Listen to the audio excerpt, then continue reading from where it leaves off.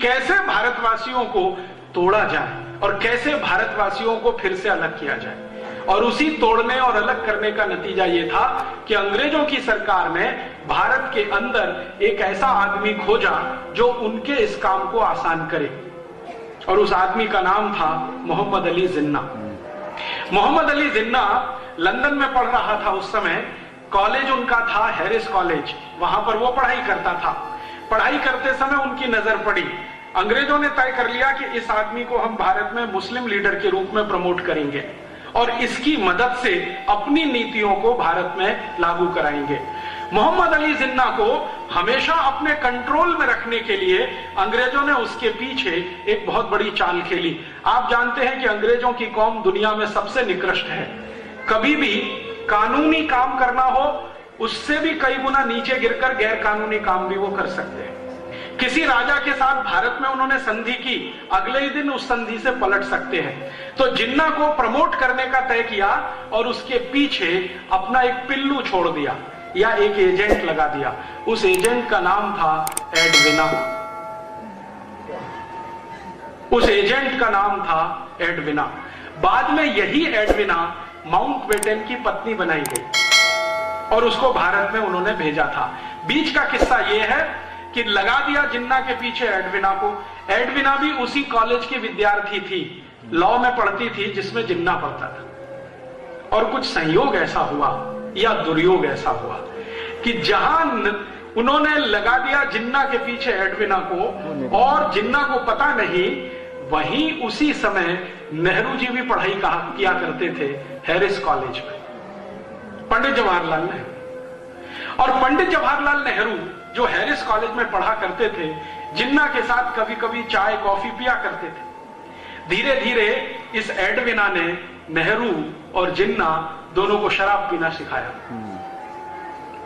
और दोनों को धीरे धीरे आगे बढ़ाया।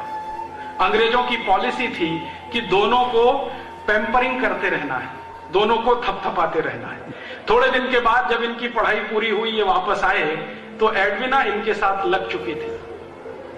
शादी तो उसकी बाद में हुई है, पहले वो लग चुकी थी। एडविना को ब्रिटिश पार्लियामेंट ने एक स्पेशल ऑफिसर बना के एक बहुत बड़ी पोस्ट देकर, सीक्रेट एजेंसी के जैसे एक पोस्ट बनाकर हिंदुस्तान में लगा दिया और उसको कहा गया कि एक ही काम करना है, जिन्ना को प्रमोट करते हुए, पैम्परिंग करते हुए मुसलमानों का नेता घोषित करवाना है। जिन्ना भारत आ गया पढ़ाई पूरी करके। फिर उसके बाद अंग्रेजी अखबार जो यहां छपा करते थे हिंदुस्तान में, उन अंग्रेजी अखबारों में जिन्ना के बड़े बड़े बयान, एक छोटी सी बात कहे तो उसको बड़ा करके छापना, फोटो के साथ छापना, ये सब कहानी उन्होंने शुरू की। जिन्ना को लगा कि वो बहुत बड़ा लीडर है। वो दिल्ली में एक छोटा सा स्टेटमेंट करता था। अंग्रेजों का अखबार, जिसको आप टाइम्स ऑफ इंडिया कहते हैं, ये अंग्रेजों का अखबार हुआ करता था। इसमें फ्रंट पेज पे छपता था। जिन्ना को लगता था अरे बहुत बड़ा लीडर हो गया वो। वास्तव में उसकी बात कोई सुनता और समझता नहीं था। भारत में मुसलमानों के दो वर्ग हैं, एक वर्ग शिया है, दूसरा सुन्नी है। दोनों ही जिन्ना को नेता नहीं मानते थे। शियाओं को पूछो कि जिन्ना नेता बन गया तो शिया और सुन्नी कहते थे जी तो कन्वर्टेड है, हमारा लीडर नहीं है। फिर उनसे दूसरी बात पूछो तो वो कहते थे ये तो सुअर का मांस खाता है, हमारे यहां तो वर्जित है। फिर उसको पूछो तीसरी बात तो ये तो शराब पीता है, हम मुसलमान तो शराब नहीं पीते। और सबसे बड़ा ऑब्जेक्शन था, जिन्ना का परिवार ब्याज पर पैसे दिया करता था, ये उनका मुख्य बिजनेस था। आप जानते हैं कि मुसलमान ब्याज पर पैसा लेना देना पसंद नहीं करते। तो वो कहते थे ये मुसलमान कहां से है। तो हिंदुस्तान का शिया और सुन्नी समाज जिन्ना को लीडर कभी मानता नहीं था, लेकिन अंग्रेज जबरदस्ती उसको मुसलमानों का नेता है ऐसा करके पैम्परिंग किया करते थे। धीरे धीरे उसकी बार्गेनिंग पावर उन्होंने बढ़ाना शुरू किया और कांग्रेस में उसको पहले भर्ती करा दिया। कांग्रेस के अंदर आके उसने ये कहना शुरू किया कि एक ना एक दिन भारत आजाद होगा तो अलग अलग हमको संप्रदायों के आधार पर मत विभाजन करवाना है। तो कांग्रेस के कई नेता कहा करते थे कि नहीं ये कोई काम नहीं है, ये कोई इशू नहीं है। धीरे धीरे जिन्ना ने देख लिया कि कांग्रेस उसकी इस बात से सहमत नहीं है, अंग्रेज उसको बराबर इसी के लिए पैम्परिंग करते रहे। एक दिन जिन्ना ने कहा कि कांग्रेस में मेरा दम घुटता है, मुझे ये पार्टी छोड़नी है, वो अलग आ गया। उसी समय अंग्रेजों ने क्या किया कि पुरानी बनाई हुई एक छोटी सी संस्था थी जिसका नाम था मुस्लिम लीग, जिसका अंग्रेजों ने कभी रजिस्ट्रेशन किया था सोसाइटीज ऑफ रजिस्ट्रेशन एक्ट के आधार पर 1905-6 में, उस संस्था का जिन्ना को प्रेसिडेंट बना दिया। उस संस्था में मेंबर कितने थे? 5। उसमें से एक जिन्ना, 4 में एक टाइपिस्ट जो संस्था का काम टाइप करता रहता था, एक झाड़ू लगाने वाला, ऐसे करके 5 मेंबर थे। छठा कोई मेंबर नहीं था। लेकिन यह संस्था का नाम ऐसा फैलाया, टाइम्स ऑफ इंडिया में पहले ही दिन जब मुस्लिम लीग का प्रेसिडेंट बना तो जिन्ना का इंटरव्यू आया, उसमें पूछा गया कि भाई आपका उद्देश्य क्या है? तो आजादी लेना। तो उसके बाद का उद्देश्य क्या है? तो भारत में मुसलमानों की सत्ता स्थापित कराना। तो वो कैसे संभव है? हिंदू तो मेजॉरिटी में है। तो जिन्ना ने कहा कि अगर संभव नहीं हुआ तो भारत का बंटवारा करना। इस तरह से वो आदमी बढ़ता गया। अंग्रेज उसको खाद पानी देते गए, उसमें बहुत सारा पैसा इन्वेस्ट करते गए। एक दिन ब्रिटिश पार्लियामेंट में बहस हुई कि हम जिन्ना पर इतना पैसा क्यों खर्च कर रहे हैं। आप जानते हैं जिन्ना का खर्चा करोड़ों रुपए का साल का ब्रिटिश पार्लियामेंट उठाती थी। तो ब्रिटिश पार्लियामेंट में एक सांसद ने सवाल उठा दिया कि जिन्ना के ऊपर इतना पैसा क्यों खर्च कर रहे हैं। तो अंग्रेजों का एमपी नहीं, प्राइम मिनिस्टर कहता है, क्लेमेंट आर एटली, एक दिन पार्लियामेंट में, और चर्चिल भी बाद में कहता है कि ये हमारा ट्रम्प कार्ड है, इसमें पैसा हम लगा रहे हैं ताकि जब चाहें तब इसको एनकैश कर सके। और ये बात 1939 में कही विंस्टन चर्चिल ने, 1942 में कही क्लेमेंट आर एटली ने कि ये हमारा ट्रम्प कार्ड है। और सच में उन्होंने उसको ट्रम्प कार्ड की तरह से इस्तेमाल किया। 1942 का भारत छोड़ो आंदोलन जब सफल हो गया और अंग्रेजों ने देख लिया कि भारत के क्रांतिकारियों में बहुत बड़ी लहर पैदा हो गई है, भारत छोड़कर जाना ही पड़ेगा, और उससे भी ज्यादा महत्वपूर्ण बात यह थी कि सेकेंड वर्ल्ड वॉर में अंग्रेजों की इतनी पिटाई हो चुकी थी कि उनकी पूरी की पूरी कमर टूट गई थी, आर्थिक रूप से वो बहुत कमजोर हो गए थे, कारखाने उनके बहुत बुरी तरह से बंद हो गए थे, क्योंकि एक तो मंदी चल रही थी इंग्लैंड में और ऊपर से सेकेंड वर्ल्ड वॉर लड़ना पड़ा। सामने जो उनका दुश्मन था हिटलर, वो बहुत ताकतवर था, इसलिए अंग्रेजों की कमर टूटी हुई थी। तो उन्होंने कहा अब ये 2 देशों को हम संभाल पाए ये संभव नहीं है, भारत को छोड़ना ही पड़ेगा अगर हम अपने को बचाना चाहते। तो उन्होंने 1942 के अंत में ही तय कर लिया था कि अब हम भारत को छोड़ देंगे। बाद में घोषणा भी कर दी 45 में कि भारत को छोड़ देंगे। जैसे ही भारत को छोड़ने की बात आई तो जिन्ना को फिर आगे कर दिया कि अब तुम डिमांड करो। जिन्ना ने कहा कि ठीक है, मुझे पाकिस्तान चाहिए, पाकिस्तान चाहिए, इससे कम पर कोई समझौता हो सकता है? कांग्रेस के नेताओं ने जिन्ना से पूछा तो उसने कहा हां हो सकता है। क्या हो सकता है? मुझे भारत का प्रधानमंत्री बना दो, इस पे समझौता हो सकता है। तो कांग्रेस के नेताओं ने पूछा कि अगर तुम प्रधानमंत्री बनो तो पाकिस्तान छोड़ दोगे? हां छोड़ दूंगा, मुझे प्रधानमंत्री बना दो, मैं पाकिस्तान की मांग छोड़ दूंगा। कांग्रेस वर्किंग कमेटी की मीटिंग हुई, उसमें यह बात रखी गई कि जिन्ना बोलता है कि उसको प्रधानमंत्री बनाना है, तो नेहरू जी ने कहा कि मैं उसको प्रधानमंत्री तो क्या अपने ऑफिस का चपरासी नहीं बना सकता। तो कांग्रेस वर्किंग कमेटी के नेताओं ने कहा कि आप उसके साथ इतनी घृणा क्यों है? आप बोलते हैं कि उसको ऑफिस का चपरासी नहीं बना सकते, वो आदमी कह रहा है कि प्रधानमंत्री बना दो तो मैं पाकिस्तान नहीं मांगूंगा। तो हमारे लिए तो यह सौदा अच्छा है कि पाकिस्तान ना बने और वो थोड़े दिन के लिए प्रधानमंत्री हो जाए। तो कांग्रेस वर्किंग कमेटी में कई नेताओं ने ऑब्जेक्शन लिया नेहरू जी के सामने। गांधी जी के पास बात पहुंची। गांधी जी के पास एक व्यक्ति आया करता था जो जिन्ना का फैमिली डॉक्टर था। उसने एक दिन आके गांधी जी को कहा कि बापू, ये आदमी ज्यादा दिन जिंदा नहीं रहेगा, मरने वाला है। कैसे? इसको पीठ में भयंकर ट्यूबरकुलोसिस हो गया है। उम्र कितनी है? गांधी जी ने पूछा। तो उसने कहा मेडिकल साइंस के जितने फैक्ट्स एंड फिगर हैं उसका हिसाब जोड़ू तो ये 8 महीने से ज्यादा जिंदा नहीं रहेगा। गांधी जी ने कांग्रेस वर्किंग कमेटी की मीटिंग बुलाई और कहा कि जिन्ना को प्राइम मिनिस्टर बना दो। तो फिर प्रश्न उठा क्यों? तो गांधी जी ने कहा बचेगा नहीं, ज्यादा दिन की उम्र नहीं है, मरेगा, कम से कम भारत तो बंटवारा नहीं होगा। और गांधी जी को इसमें इंटरेस्ट क्या था? आप जानते हैं गांधी जी ने एक स्टेटमेंट कर दिया था पब्लिकली कि पाकिस्तान बनेगा तो मेरी लाश पर बनेगा।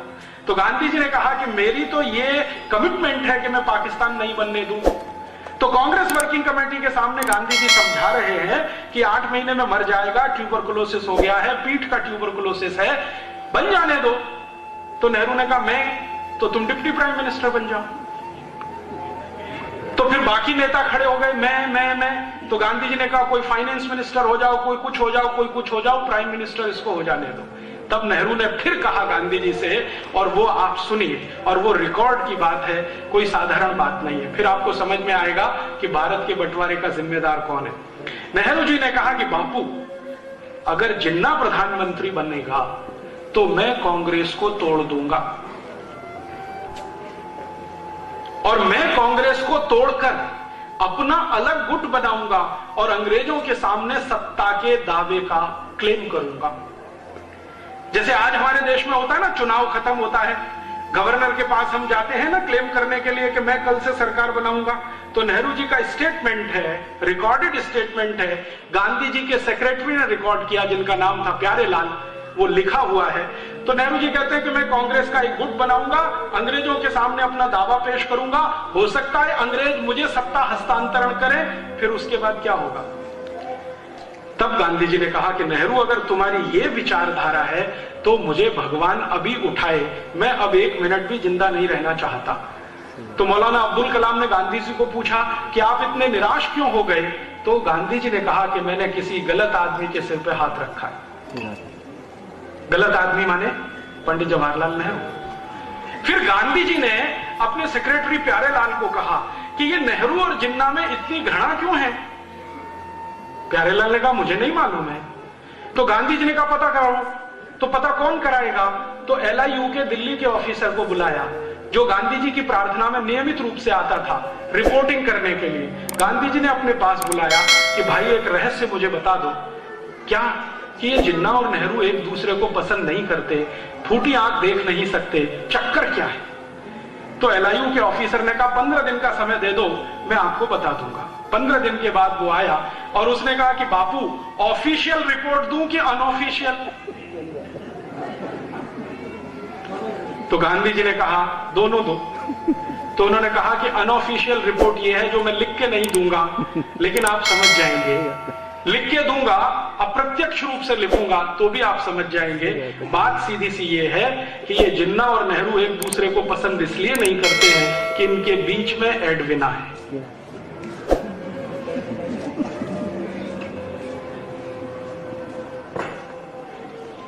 अब आप इसमें से अगर निष्कर्ष निकालना चाहें तो भारत का बंटवारा एक स्त्री के कारण हुआ, एक औरत के कारण हुआ, और वो थी एडविना। नेहरू भी उससे लगा हुआ, जिन्ना भी लगा हुआ, और एडविना इतनी चालाक दोनों को हैंडल करती थी,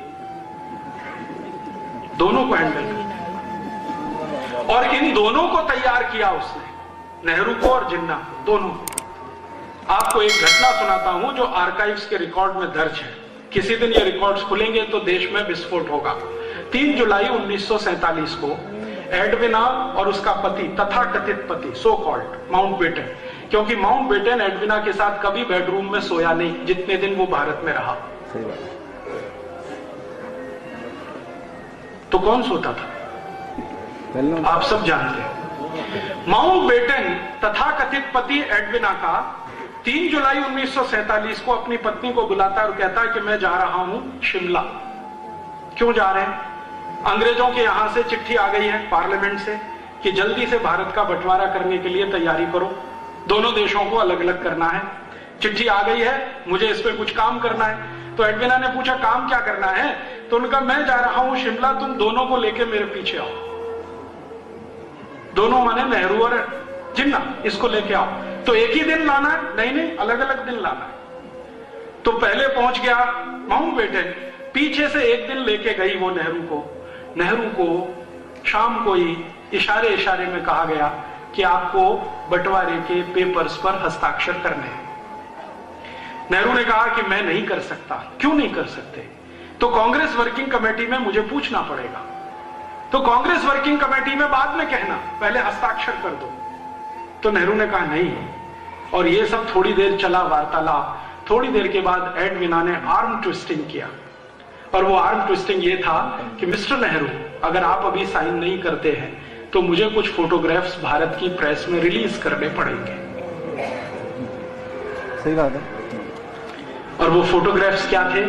एडविना के साथ शराब पीते हुए, एडविना के साथ डांस करते हुए, एडविना के साथ पता नहीं क्या क्या करते हुए। एडविना इतनी चालाक महिला थी कि अंतरंग क्षणों को उसने फोटोग्राफी से उतरवा के रखा हुआ था, कभी भी इस्तेमाल करने के लिए। नेहरू जी परेशान हो गए कि अगर ये फोटोग्राफ्स रिलीज हो गए तो क्या होगा। इमीडिएट वो तैयार हुए और 3 जुलाई को सवेरे 2:30 बजे उन्होंने सिग्नेचर कर दिए। दिल्ली भागकर आए, कांग्रेस वर्किंग कमेटी की मीटिंग बुला, कहा कि मैंने तो भारत का बंटवारा स्वीकार कर लिया। तो कांग्रेस वाले परेशान हो गए कि आपने बिना हमसे पूछे। तो उन्होंने कहा हाँ, परिस्थिति कुछ ऐसी थी कि मैंने वो बंटवारा स्वीकार कर लिया। क्या परिस्थिति थी? तो सच नहीं बताया। बताया कि वो जिन्ना अड़ा हुआ था और भारत के साथ बार्गेनिंग करने की कोशिश कर रहा था। इतना एरिया मुझे पाकिस्तान में दो, ये सब बातें बता के वर्किंग कमेटी को कन्विंस किया। तो वर्किंग कमेटी ने कहा कि गांधी जी को बताया। तो उन्होंने कहा गांधी जी को बताने की जरूरत नहीं है। क्यों जरूरत नहीं है? तो नेहरू जी का सेंटेंस सुनिए, ये बुढ़ा खूसट, इसका दिमाग खराब हो गया है, इसको बताने से क्या फायदा। लेकिन बात तो पहुंची गई गांधी जी तक। गांधी जी ने फिर वर्किंग कमेटी की मीटिंग बुलाई और इस वर्किंग कमेटी की मीटिंग में आखिरी बार उन्होंने कहा कि देखो, नेहरू ने हस्ताक्षर तो कर दिए हैं, लेकिन मैं भारत के नागरिकों की तरफ से इसको मान्यता अगर ना दूं तो अंग्रेजों की सरकार परेशान हो जाएगी। लेकिन तुम सब तय कर लो कि नेहरू को रखना है या बाहर करना है। तो वर्किंग कमेटी में फूट पड़ गई। कुछ लोगों ने समर्थन कर दिया, कुछ लोगों ने विरोध कर दिया। सरदार पटेल उस समय खामोश हो गए, मौन हो गए, उन्होंने अपना ओपिनियन नहीं बताया। तो कई लोगों ने उसका अपना अपना अलग अर्थ लगाया। फिर गांधी जी ने कहा कि फिर ठीक है, तुमको जो करना है वो करो, मेरे पास आज से आना बंद कर दो। वो आखिरी दिन था।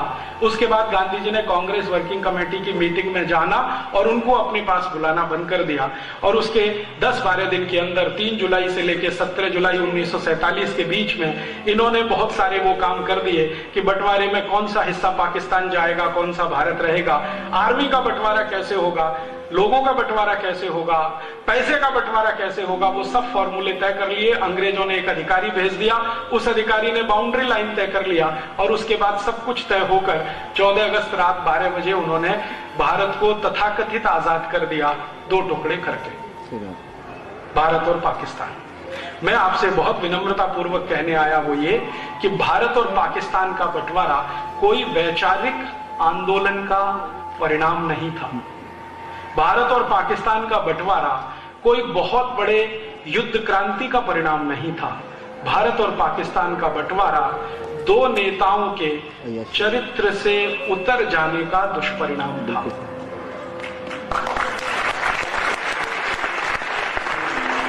हमारे यहां यह कहा जाता है कि सामान्य आदमी दुष्चरित्र हो जाए तो उसका स्वयं का पतन होता है, लेकिन भारत के प्रधानमंत्री पद के दावेदार व्यक्ति के चरित्र का पतन हो जाए तो राष्ट्र का ही विनाश होता है।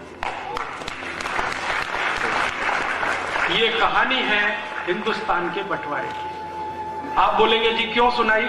इसलिए सुनाई कि एक तरफ सरदार भगत सिंह जैसे 6,32,000 क्रांतिकारी जो भारत को आजाद होकर एक नया राष्ट्र बनाने का सपना देख रहे थे, और एक तरफ जिन्ना और नेहरू जैसे लोग जो अपने चरित्र में नीचे गिरकर देश की सत्ता का सौदा कर रहे थे।